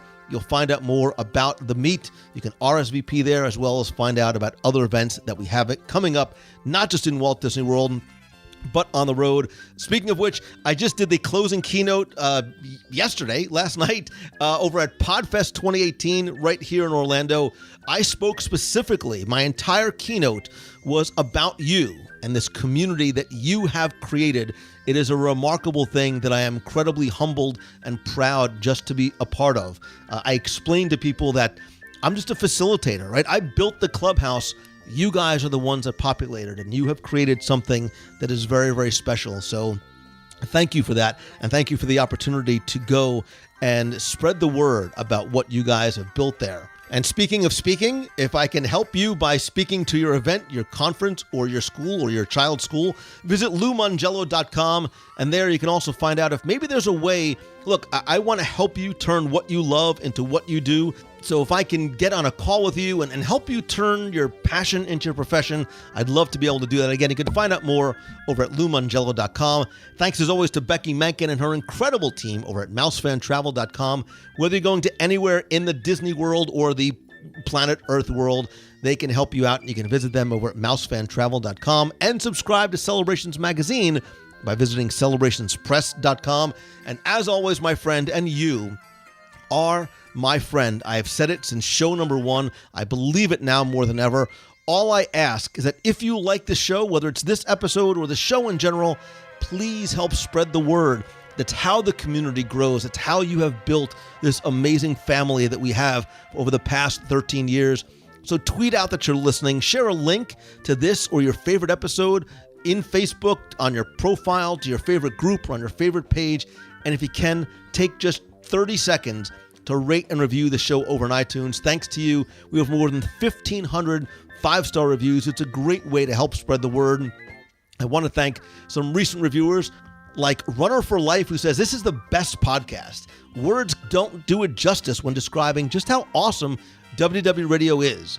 Lewis created an incredibly special community centered around this amazing podcast. I digress. You created the community. I've only been to Walt Disney World twice, and I've never met Lou. We need to fix that. But I can honestly say that by listening to the show and watching the Facebook Live broadcasts, I feel like Walt Disney World is my home. And Lou, his family, and recurring guests are part of my family. Lou has great charisma, thank you, and a wonderful gift for effectively and enthusiastically spreading the Disney magic. I'm so thankful he shares his joy with the world. Wonderful life. Thank you. That means more than you know. Ausalib, A-U-S-A-L-Y-B. I don't know how to pronounce it. Ausalib says, Lou is a gem. I'm so sorry I butchered your name. The show is entertaining, informative, and inspirational. I always learn something new, laugh, and occasionally tear up as I delightfully listen to Lou and his guests talk about a place that is so dear to our hearts. When Lou says, and you are my friends whether we've met yet or not, he's sincerely 100% believable. And thank you, because it's true. And Grat Wicket Matt says, this is the best Disney podcast. I've listened to a couple of other Disney podcasts, and WW Radio sticks out as the best.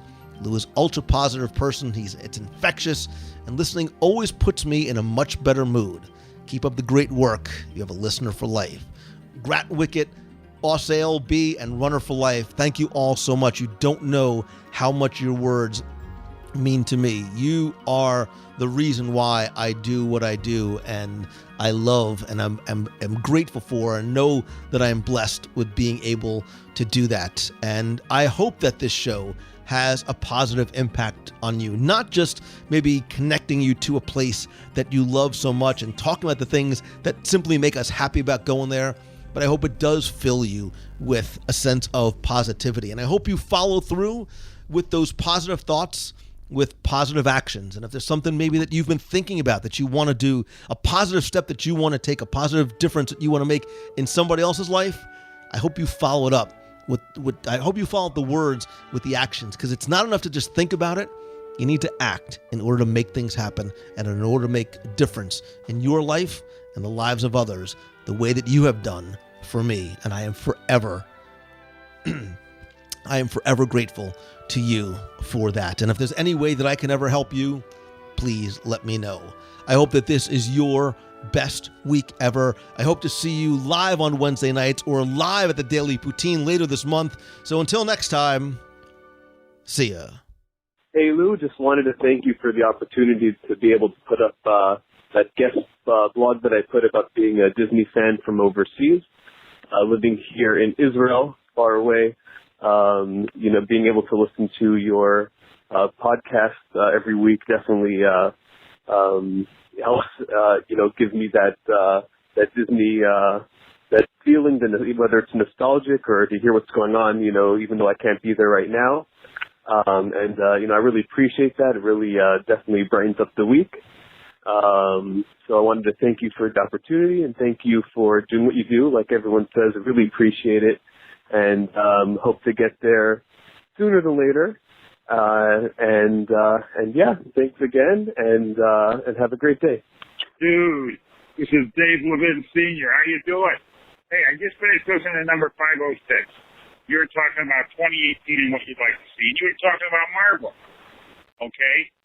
And the thing with Marvel, in my mind, is that they're going to need 500 acres just to do Marvel. Because, Guardians of the Galaxy, whoever even heard of those characters 10 years ago? Marvel has hundreds and hundreds and hundreds of characters that they have in their comic book universe. Okay? And who knows? People going through it, they're trying to figure out what's popular, what's not popular, what's going to really be hot, what's going to be big, what could make a movie. Not only what can make a movie, but what could make 2 or 3 or 4 or 5, 6 sequels. So I think Marvel is something that really is going to be happening down there in Walt Disney World. Anyway, dude, it's always good talking to you. I love you, man. Bye-bye. How's it going, Lou Mangello? It's Brian Rainey again from Kansas City. Just want to let you know I'm on my last day here. I've been here 5 days, January 18th. And the only bad thing is we woke up to 31 degrees today, but yeah, it's okay. It's still at Disney World, but had a good time.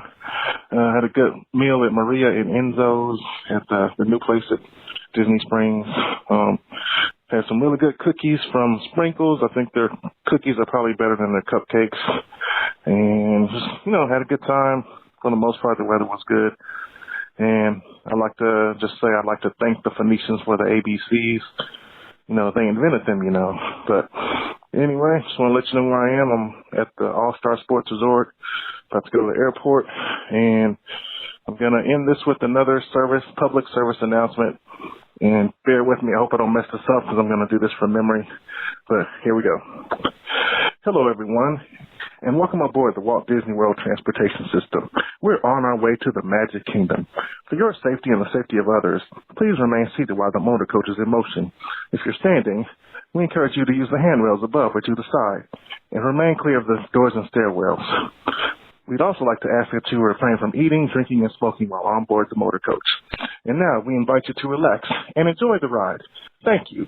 Hey, Lou. Hi, Radio Box people. It's Christine Marson from Flowertown, PA. It's rainy here. It's a swampy backyard day. I'm listening to the two-part series. The two-part podcast. I could get my words out. 329 and 330 that you did with Jim Corcus on the Great Movie Ride. And little did you know, back in the summer of 2013, that it would close this year. I did get my kids on it. I made a point to do that. It was their first and only time on the ride. And unfortunately, it's gone. But I understand. I'm very excited to see what is to come in that building. But you did say that you wanted us to call in with gangster movies we would have liked to see represented. For me, it would, just like you said, it would have been The Godfather and Goodfellas. Those were two classics that I loved watching growing up. As far as musicals, West Side Story I loved, which is a classic, but there's two in particular that I loved growing up and would play them, and I'd watch them over and over again. South Pacific, awesome music, and Flower Drum Song. I don't know if that's one that anybody knows about, but boy, it's a good story, great music, and it talks about the Chinese culture. And then there's Oklahoma, which is a classic American musical with also some wonderful music. And so that's that. I also wanted to comment on Radio Disney live last Wednesday with you and Becky talking about Alaska. Oh my God, you guys crack me up. You're so funny watching you interact together. It's definitely like brother and sister. I think you should have her on the show more often.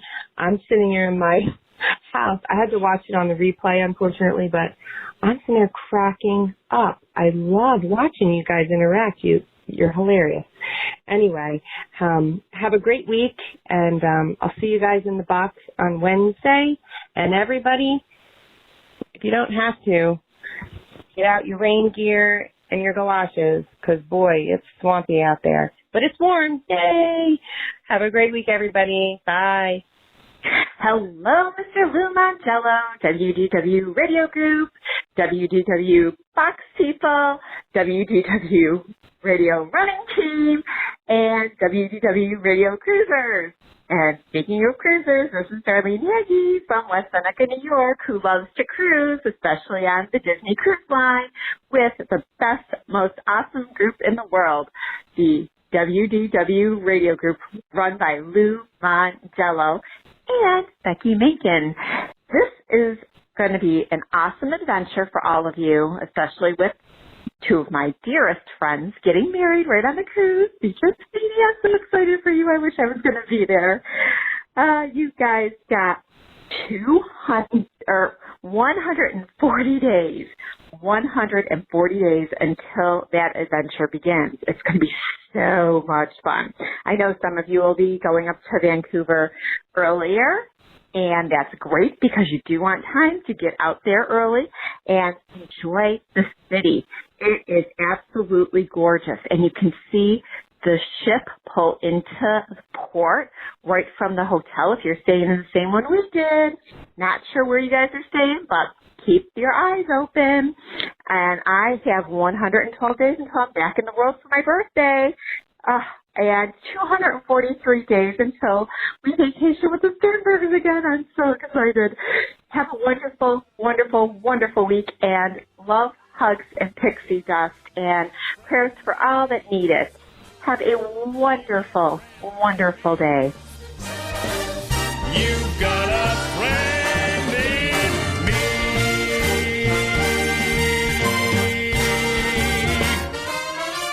Yeah.